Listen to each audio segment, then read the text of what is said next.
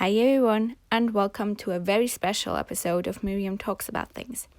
Because this is the episode where I talk to you about my favorite books of 2019, which is always just such a fun thing to watch, listen to, read at that time of the year. And I really enjoy making this list, and I also really enjoy watching, listening, or reading anyone else's list. So what I would like to do is, first I want to point out that I've managed to read 101 books this year, which is incredible and probably more than I ever have read ever in a year. So that's super exciting. And I've made a blog post, which I will be linking in the description box, about listing just every book I've read in 2019 in like categories of my star ratings and general categories I put my books in. So if you are interested in that, I will link this blog post down in the description box. There are also some gems in my 4-star read, so do make sure to check that out, and you can also find out which books I didn't like in 2019. For this video, I would like to look at my favorites, and to start off with, I want to talk about, to keep it as short as possible, my 4.5 and 5-star reads. And I don't want to call them the honorable mentions because they are definitely more than that, but again, it's just a list of my 4.5 and 5-star reads, so books I truly loved. And I would like to start off by just naming. I'm just going to name them and not really talk about them. So if you have anything you want to ask about them, you can ask in the comment section, because I really want to spend time with my top favorites. So to start off with, I'm going to name my 4.5-star reads of the year. I will do all the lists in chronological order of when I read them. Starting off with Undead Girl Gang by Lily Anderson. Then The Birds, the Bees and You and Me by Olivia Hinbo. Then The Accidental Beauty Queen by Terry Wilson. Queens of Geek by Jen Wild. Pumpkin Hex by Rainbow Rowell and Faith Erin Hicks. Dear Sweet Pea by Julie Murphy. Tunnel of Bones by Victoria Schwab. The Extremely Inconvenient Adventures of Bronte Metalstone by Jacqueline Moriarty. Unsichtbar by Ivana Jeising. And then lastly, Hercule Poirot's Christmas, which I've read the German translation of, by Agatha Christie. Continuing with my 5 stars, The Raven Boys by Maggie Stiefvater, The Dream Thieves by Maggie Stiefvater, Blue Lily Blue by Maggie Stiefvater, and finally The Raven King by Maggie Stiefvater. The Revolution of the Moon, which I also read the German translation of, by Andrea Camilleri. A Place Called Perfect by Helena Duggan. Big Little Lies by Liam Moriarty. You Must Change Your Life, which I've also read the German translation of, by Rachel Corbett. Then The Battle for Perfect by Helena Duggan. Then Frostheart by Jamie Littler. And finally, Marcia's Vermont, eine Weihnachtsgeschichte by Peter Stamm. Now on to my top 7, I guess, favorites of the year. Again, I have not ranked them because I could never, but I've ordered them in chronological order of when I've read them. And I decided to also add my favorite quote of the book at the start of my mini reviews of those books, so I hope you are enjoying that. Starting off the list is Daisy Jones and the Six by Taylor Jenkins Reid. And I've cheated a little bit and chose 2 quotes, but I will explain when we get to them. The first quote is, "And no matter where we are, no matter what time of day it is, The world is dark and we are two blinking lights, flashing at the same time. Neither one of us is flashing alone. So that was my favorite quote of this book. But I've also picked another quote, which was my favorite, and I thought it would be alright to pick this one because it is a song lyric from this book, and that is, "And baby, when you think of me, I hope it ruins rock and roll." And that just really captures the book for me. So if you don't know, Daisy Jones and the Six is what it says, a book about this band called Daisy Jones and the Six. They sort of merged together, and we are following basically the oral history of this band from when they got together, how they got together, to basically the breaking point. And we get to experience that story through a sort of interview format. So again, it's a oral history of this band, and what I think that does to the story is that you learn that no two people have the same truth about an experience and how they witness that.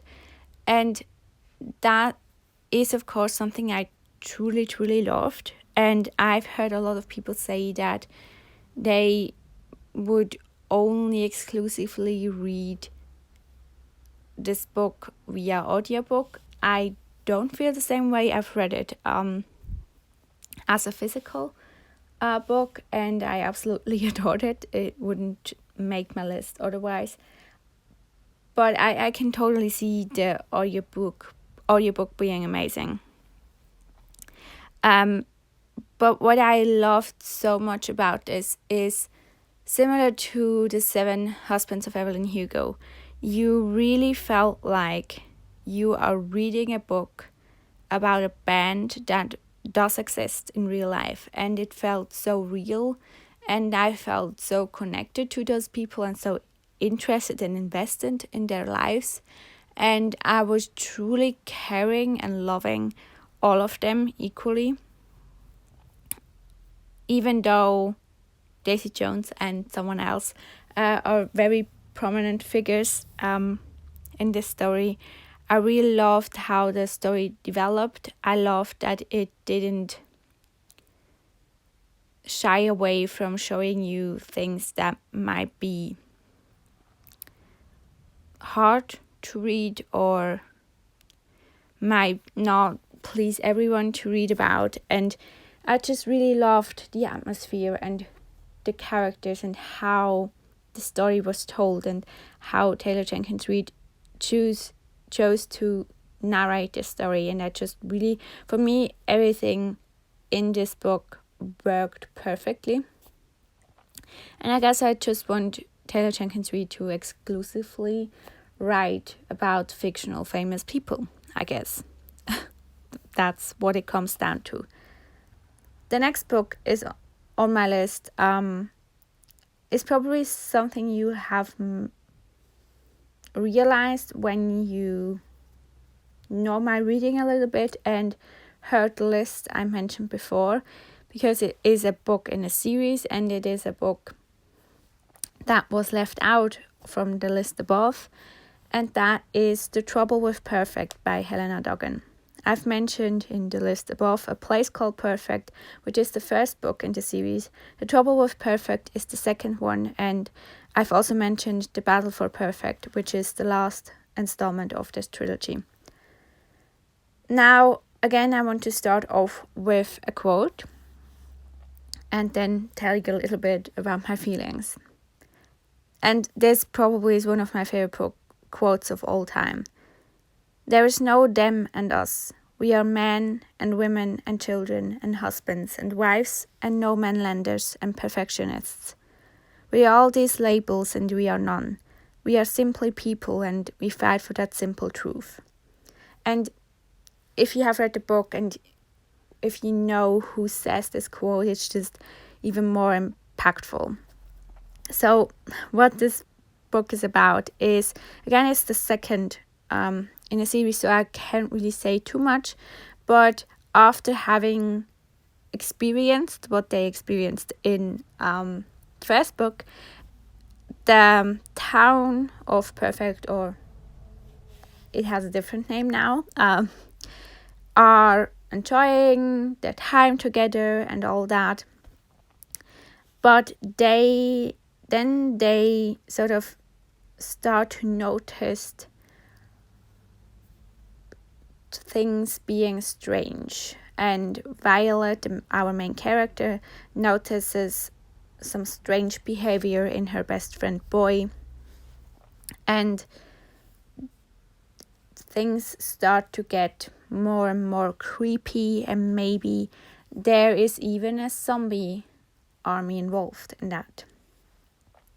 And funny enough, this actually took me a little bit longer to get into the story than the first book, but at the end it definitely was the one that I loved the most, even though I really truly adored all of them. But I think the first one already had really strong messages, but this one was even a step up from that.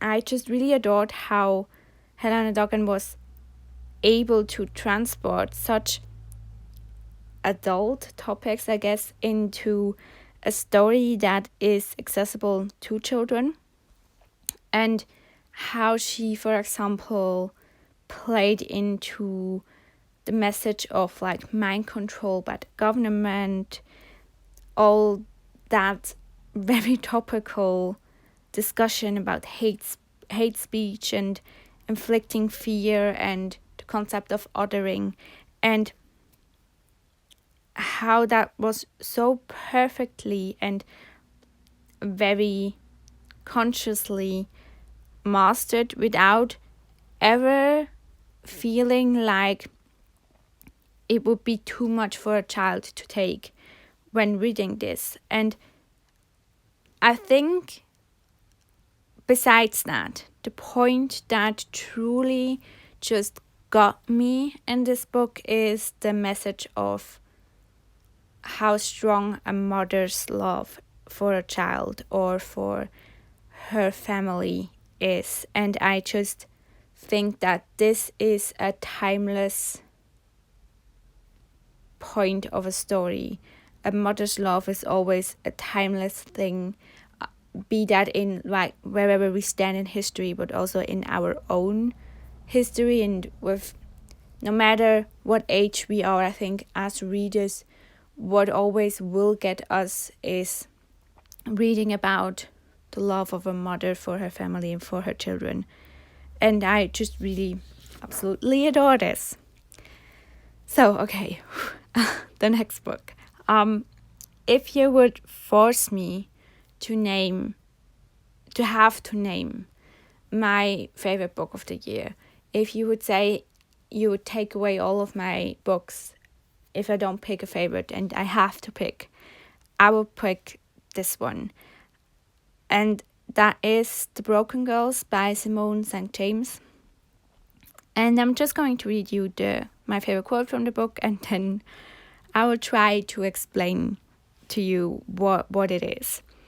My favorite quote is, "That was what books did. They turned off your thinking for you, put their thoughts in your head so you wouldn't have your own." And I just really love that. And probably should tell you what this story is about. We follow sort of two different timelines, both in Vermont. One in 1950, in a school, which is sort of a place for unwanted girls, I guess. Sort of like those girls who do troubles, or illegitimate, like not the, you know what I mean, daughters of like famous or important people. And it's a school called Idlewild Hall. and it's set in a small town, and we sort of hear about ghosts haunting the school, and we follow 4 roommates, and they sort of bond over that mystery of that haunted boarding school, and they grow into this really tight-knit friend group until one of them disappears. And then the timeline, like the present timeline, I guess, is following this journalist called Fiona Sheridan. And she revisits the death of her sister over and over again, because 20 years ago, her sister's body was found lying in the fields besides the ruins of Idlewild Hall. Her sister's boyfriend was convicted, but Fiona just can't help but feel that there is something more at play with the death of her sister. And those 2 storylines start to collide when a body is found again at the ruins of Idlewild Hall. So, and yes, we will try to talk about this book, I guess. This truly, I think, was the biggest surprise ever in my reading career, if you want to call it that. I was picking this book up because I was just interested in an entertaining, quick, fast-paced thriller that will keep me entertained and that I will probably forget after I've read it. Well, I was wrong about that. It's just, firstly, it's just so much more than just a thriller. Not that there's anything wrong with that, but it is not just a thriller. It's a story about friendship. It's a ghost story. It's a story about grief. It's a story about family. It's even a story about war crimes and the story about corruption and journalism and how they all play together. And it has such a massive heart at the center of it all. And nothing, like, there's so much packed into this novel. And there's nothing that ever felt too much. Everything had its place and everything worked perfectly together. It was just, it was amazing. It just really felt like Simone St. James is a true mastermind, and the writing just was incredible. It was eloquent, but so straightforward. And there were so many moments that were so beautifully and powerfully made. And looking at the past of those characters and that motive of the haunting past tied in with one of the center plot of the story was just amazing. I was hooked the whole time. I was highly surprised by the twist and revelations that were mentioned there. I deeply cared about every character, and even like the popular tropes, like again the ghost story and the unusual investigative perspective were so well done and, in my opinion, uniquely done, that it really tied all together perfectly. So I just really, really adored this book, and I cannot wait because Simone St. James is coming out with another book in 2020, and I really look forward to that. Another one I guess surprise is my next one on this list, and that is Daughter of the Burning City by Amanda Foody. Now, my favorite quote from this perfectly describes our main character and how she thinks, and that is, how do you fight for peace? Which is in response to one of the characters saying we have to fight for peace, and our main character, 16-year-old Serena, replies with, how do you fight for peace? And Serena has spent almost all her life in the tight-knit community of what is called or known as the Gomorrah Festival. And it's sort of like a traveling circus situation. And she is an illusion worker. And that is a talent that allows her to create illusions that people can actually see and feel and touch and have personalities. And she sees her creations as her family. And then one of them ends up murdered. And Serena is trying to track down who killed her family member, but at the end of the day, an illusion. And she meets people along the way, and she sort of finds her way through political uproar and romance and finding herself, and it is all very sinister, and things get more and more intense every chapter, basically. I really, really, absolutely just adored the concept of this book. I don't think I have ever read something similar to this. I loved what it explored. I loved how the characters all have their flaws, and you almost don't trust any of them, but you can't help but do still. And you are always sort of tricked, and you are feeling like you don't really know where you stand yourself, but you just want to love all of them still. And again, the atmosphere is just incredible. And I just felt, after I finished this book, I felt like something of myself will forever be tied to this book. And that just was an incredible feeling, and I cannot wait to revisit the story. And then the next one is Deep Light by Frances Hardinge. And my favorite quote in this one is, in the end, we are what we do and what we allow to be done, which is also a very important quote, I think, for describing what this book is about. In this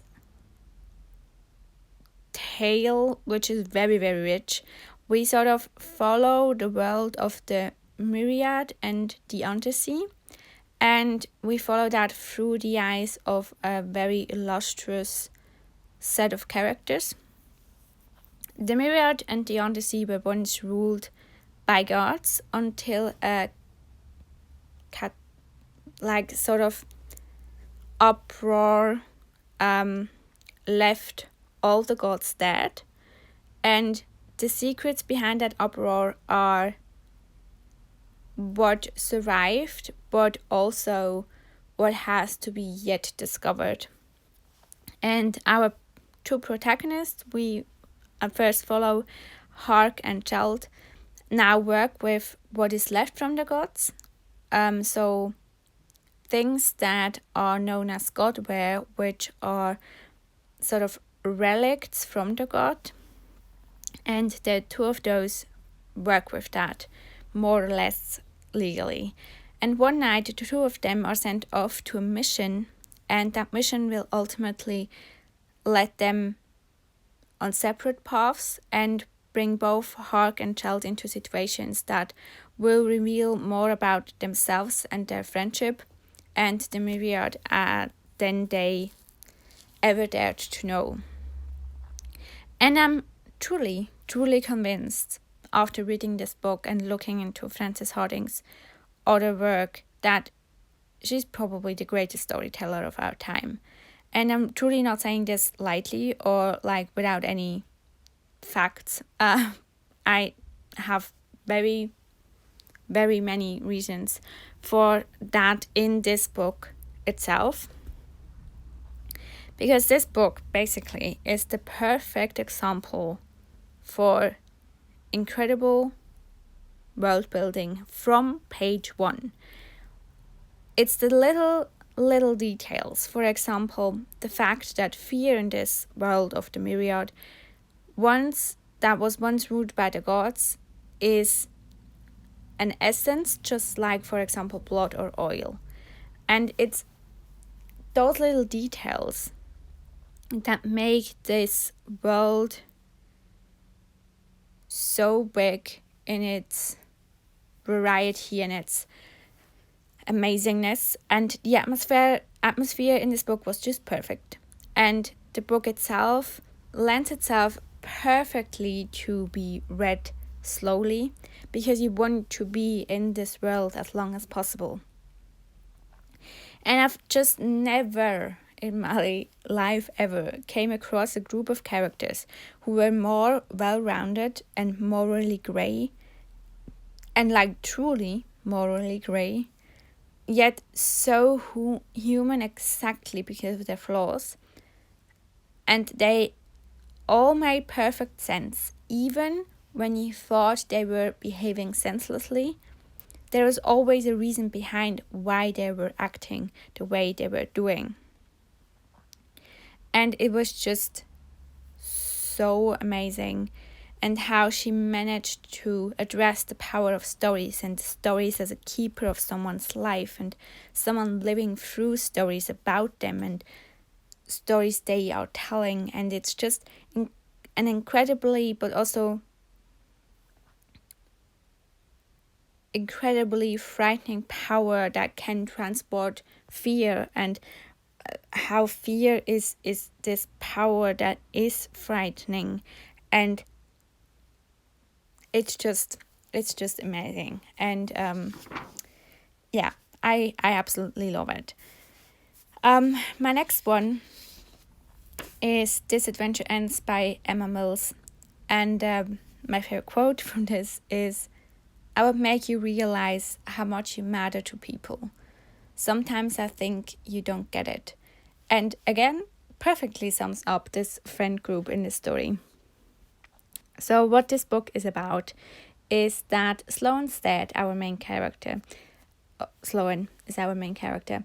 Her dad is a writer, and he's actually a pretty successful writer, until one day a writer's block hits him, and the family decides to move from New York to Florida in the hopes that it will benefit his writing.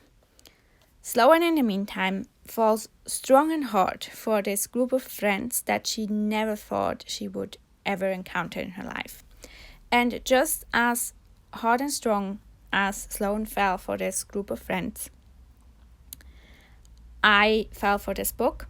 I saw so much, just like I saw myself in Hark from Deep Light. I saw myself so much in Sloane as well, but also a little bit in all of those characters. And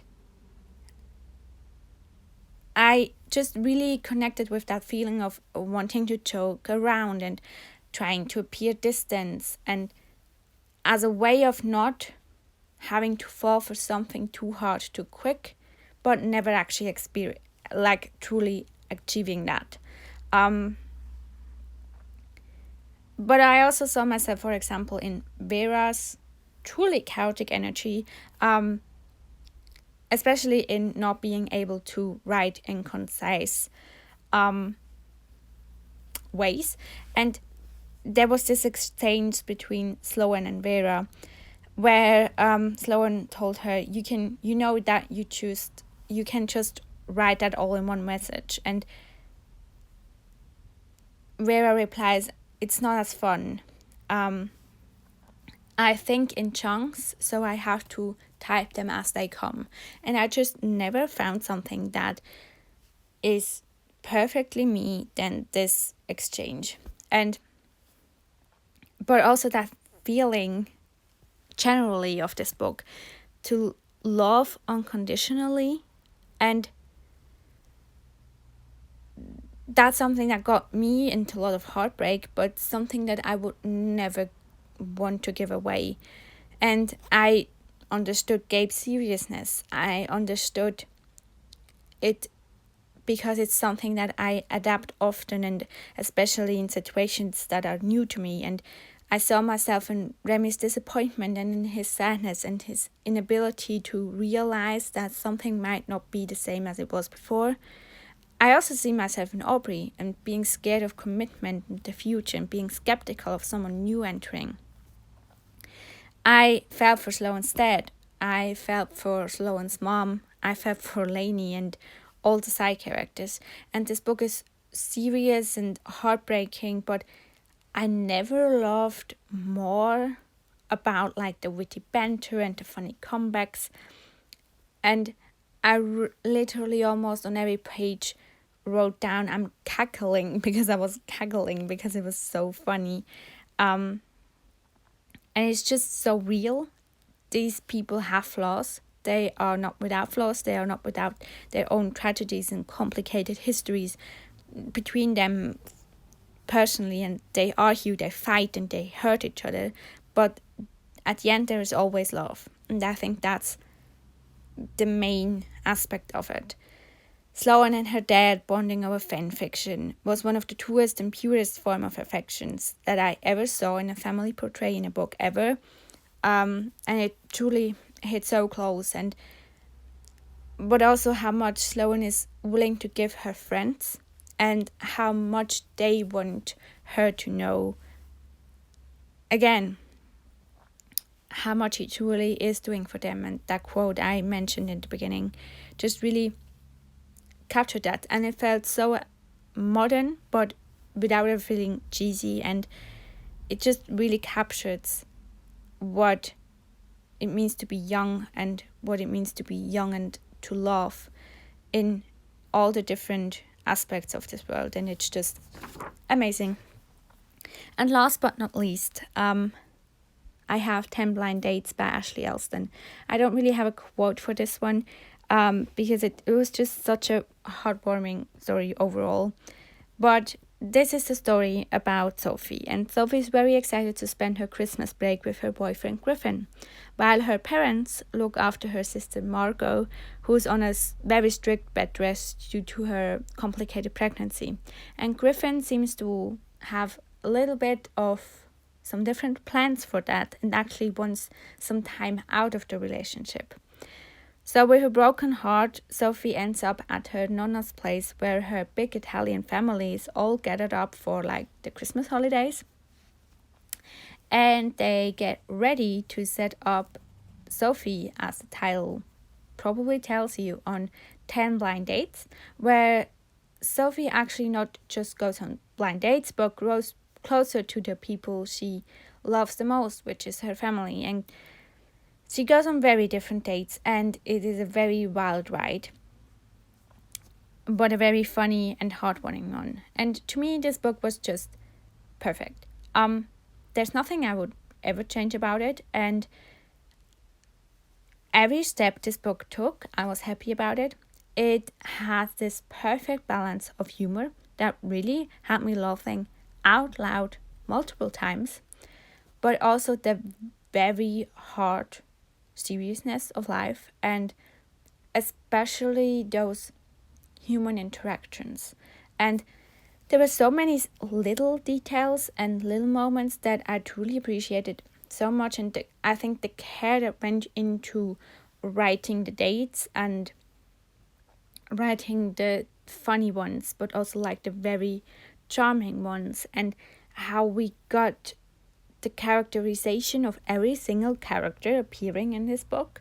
And I almost felt like I was falling for everyone, even the like bad, in quotation marks, ones. And again, similar to This Adventure Ends, things aren't always perfect with the people in this book. They're complicated, they are scary, they are hurtful things, and they break your heart. But they are human.